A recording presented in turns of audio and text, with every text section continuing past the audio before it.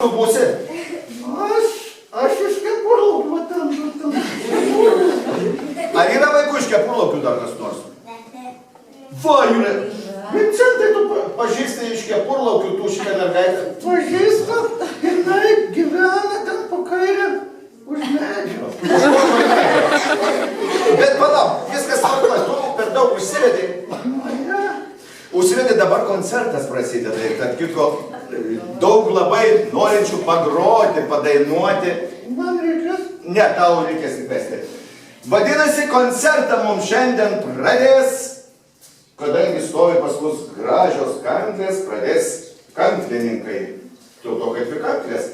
Taigi ir kviesime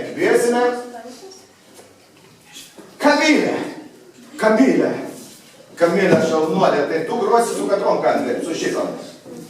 Aš jau vienu greičiau su kankliu. Tu šiandien negrosi, sakiau, tai